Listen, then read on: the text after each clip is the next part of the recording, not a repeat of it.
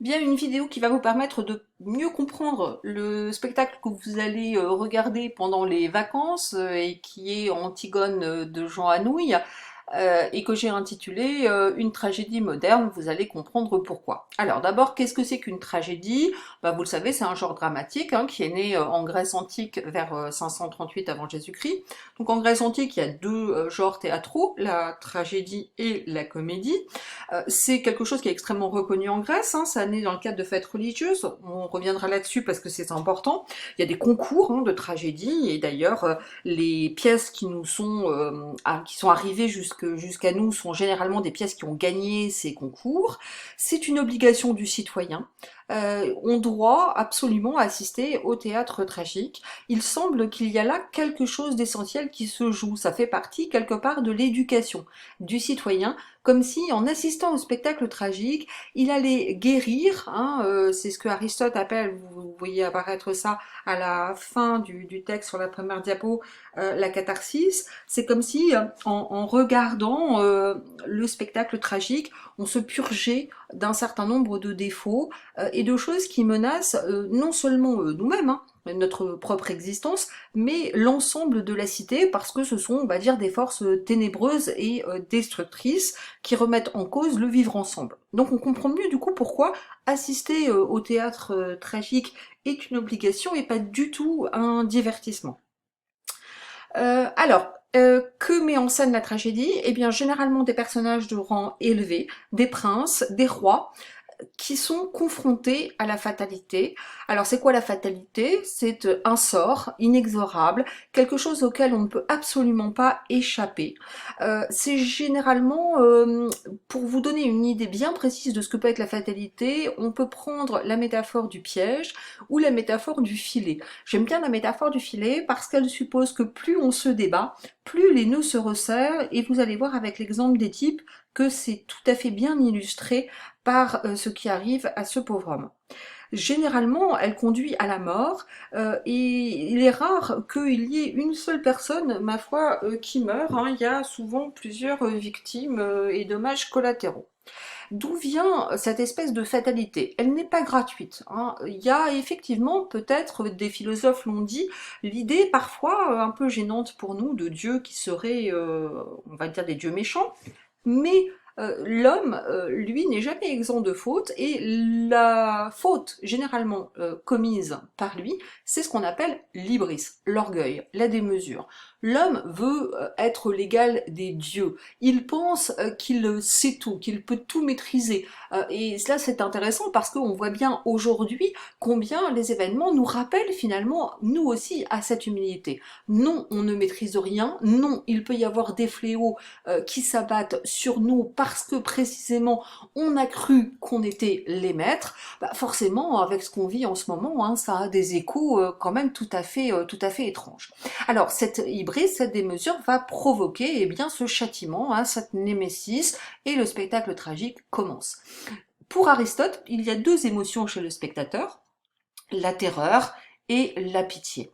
La terreur, parce qu'évidemment on assiste à un châtiment absolument épouvantable, vous allez voir dans l'exemple d'Édipe et d'Antigone, c'est vraiment quelque chose d'horrible qui s'acharne sur les hommes. Terreur aussi, bien parce que ce désastre finalement nous menace, d'une certaine manière. Et puis la pitié parce que on n'oublie jamais que ça a beau être mis en scène par des rois et des reines, c'est la condition même de l'homme d'être face à ces forces qui lui échappent. euh, et du coup, j'ai mon enregistreur qui bug, pardon, et du coup, donc pitié pour notre semblable qui se débat face à ces atrocités. Alors, Antigone est un personnage qui déjà est l'objet d'une tragédie dans la Grèce antique. Qui est-elle? C'est la fille d'Édipe. Alors, Édipe, c'est qui? C'est un Labdacide. Je vous ai mis l'arbre généalogique ici. Les ennuis commencent en fait à partir d'ici. Labdacide parce qu'il y a donc Labdakos, qui est le père de Laios, Et c'est Laios qui va être à l'origine du châtiment qui va se répandre sur l'ensemble de sa lignée. Laios est en exil à Pise, et là il tombe amoureux du fils de son hôte. Ça ne doit pas vous surprendre, hein, en Grèce antique, l'homosexualité n'est pas du tout une anomalie. Il n'a qu'à voir dans Homère, hein, dans l'Iliade, Achille et Patrocle qui partagent la même tente, hein, on comprend très clairement qu'ils sont amants, parce qu'il y a cette admiration, cette humiliation mutuelle qu'on ne trouve pas avec les femmes en Grèce, hein, qui ne sont même pas considérées comme des citoyennes à part entière. Donc on les trouve avec des compagnons d'armes avec lesquels on passe d'ailleurs beaucoup plus de temps.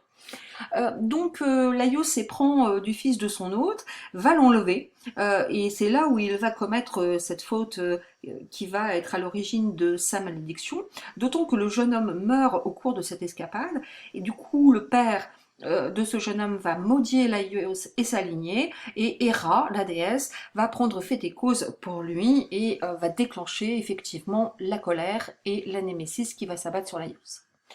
Alors, il va falloir attendre la naissance de son fils, Édipe, pour que la fatalité puisse commencer à s'exercer. Effectivement, les dieux prennent leur temps, hein, pour châtier. Édipe, donc, né, il est emmené par ses parents à consulter l'oracle, hein, ce qui se fait très généralement à la naissance d'un enfant en Grèce. Et là, au stupeur, l'oracle leur apprend que cet enfant va tuer son père et épouser sa mère. Donc, face à l'horreur de ces deux crimes, qui sont des crimes majeurs de toute société humaine, Laios décide que cet enfant doit absolument être mis à mort. Vous voyez que là, le héros essaye d'échapper à son destin, et que c'est précisément en essayant d'échapper à son destin qu'en fait la fatalité va s'exercer. Hein, d'où le filet, plus on se débat et plus il se resserre. Donc il demande à un de ces hommes d'armes, hein, qui apparaît ici, d'emmener cet enfant dans la forêt et de le tuer. Jacoste, qui est au courant des intentions de son mari, arrive à arrêter cet homme, et elle le supplie de laisser une chance à son fils. Elle parvient à l'apitoyer, et lorsque cet homme va déposer l'enfant dans la forêt au pied d'un arbre, il décide de lui laisser une chance, hein, étant persuadé de toute façon que la nuit et les bêtes sauvages vont se charger du reste. Il se trompe, là effectivement les dieux veillent, hein, pour qu'il en soit autrement. Les cris de l'enfant alertent un homme qui passe par là, qui est un roi, qui n'a pas d'enfant, et il trouve donc ce bébé qui lui apparaît comme une espèce de cadeau offert par le ciel. Donc Édipe va être élevé par ses parents adoptifs dans l'ignorance totale de ses origines. Et un jour, il apprend lui-même, par l'oracle, qu'il va tuer son père et épouser sa mère. Persuadé que ses parents adoptifs sont ses vrais parents, il décide de s'exiler, de partir loin d'eux pour être sûr de les épargner et de ne pas les nuire. Au cours de cet exil, il croise un jour sur sa route un vieillard avec qui il se querelle, et en fait il a un geste maladroit, un peu brutal, et ce vieillard fragile du coup tombe sur une pierre et meurt.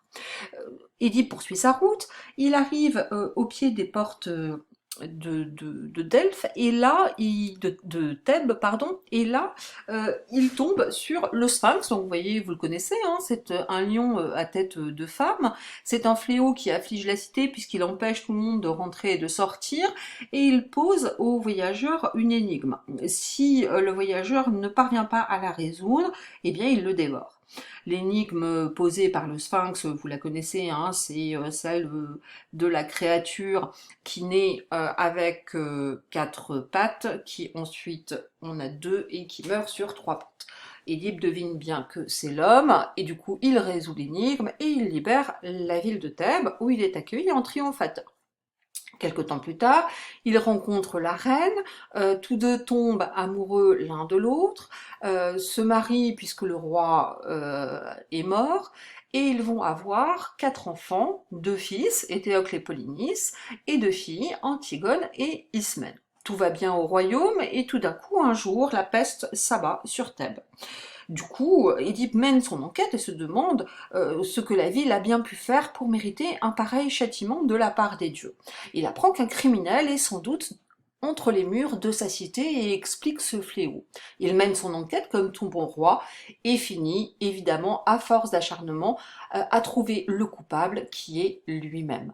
Donc, lorsqu'il apprend l'horrible vérité, que le vieillard sur la route qui l'a tué par accident était son père Laios, que la femme avec qui il a eu ses 4 enfants est sa propre mère, eh bien, il décide de se crever lui-même les yeux. Jocaste se pend de désespoir et Édipe est mis hors de la cité. Alors, le geste d'Édipe est important parce qu'il montre finalement, par ce châtiment, que l'homme est aveugle sur les forces qui dominent sa propre destinée. Et en même temps, il décide de se châtier lui-même, il ne laisse pas, entre guillemets, ce plaisir juste odieux, et il retrouve là une forme de dignité et de liberté. Alors Antigone, qui est-elle? Elle est donc la fille d'Édipe, et vous voyez qu'elle va accompagner son père dans son exil. Elle restera avec lui jusqu'à sa mort, et il faut que vous arriviez à comprendre que en Grèce antique, pour une jeune fille, pour une princesse, se retrouver dans le dénuement le plus absolu, sur les routes, en étant la plupart du temps bannie, en étant obligée de mendier pour vivre, ben, c'est un sacrifice effectivement énorme. Donc vous voyez qu'Antigone déjà incarne la piété familiale. À la mort de son père, elle va revenir à Thèbes et là va trouver une situation assez douloureuse. Ces épreuves ne sont pas encore terminées. Ses 2 frères, effectivement, Étéocle et Polynice, qui étaient restés à la cité, attendent d'avoir l'âge pour régner. Arrive enfin ce jour et Créon, qui est le frère de Jocaste, donc l'oncle des jeunes gens, assure la régence, et le jour de la majorité d'Étéocle et de Polynice, prend une décision qu'il pense être sage. Il décide que chacun occupera le trône tous les ans, et que à la fin de l'année échue, Étéocle, par exemple, rendra la couronne à Polynice, etc., etc. Et puis évidemment, arrive le jour où Étéocle refuse de donner la couronne à Polynice, prétextant qu'il gère mieux la cité que lui. Polynice, ulcéré, décide de quitter la ville et là commet une faute très grave pour les Grecs, puisqu'il va chercher les Argiens, qui sont donc les ennemis de Thèbes, pour venir assiéger la ville et pour récupérer sa couronne. Alors, les 2 frères finissent par s'entretuer au cours de cette guerre, les Argiens repartent de là où ils sont venus, et Créon décide de faire des obsèques royales à Étéocle, et par contre de laisser pourrir le corps de Polynice au pied de la cité, car il a trahi sa cité en amenant des étrangers pour l'assiéger. Antigone, là encore marquée par le dévouement familial, vous la voyez ici, décide d'aller s'occuper du corps de son frère. Alors pour ça, il faut comprendre que chez les Grecs, les rites funèbres sont absolument essentiels. Si on ne recouvre pas le corps, si on ne met pas dans sa main ou sur ses yeux les pièces nécessaires à son passage aux enfers, eh bien son âme est destinée à errer de toute éternité. Antigone ne peut pas laisser l'âme de son frère, quelles que soient les fautes qu'il ait commises, errer sans repos. Elle décide donc de désobéir à Créon, qui du coup la condamne à mort. Comme c'est une princesse, on ne peut pas, au sein de la cité, la tuer directement, donc on va l'enfermer dans ce tombeau, et elle va décider, plutôt que de mourir de faim et de soif dans l'ombre, elle va se pendre. Aimon, qui est son fiancé, que vous voyez ici, en voyant Antigone morte, décide de se tuer à son tour. Or, Aimon est le fils de Créon, donc Créon se trouve châtié à son tour. Alors, vous retrouverez l'histoire en détail sur ce lien là YouTube où il y a vraiment une très très belle narration avec une très belle mise en image qui est parue sur Arte. Je vous conseille vraiment d'aller voir si vous voulez réécouter l'histoire plus en détail que je ne peux le faire. Et je vous donne rendez-vous pour la suite de cette vidéo.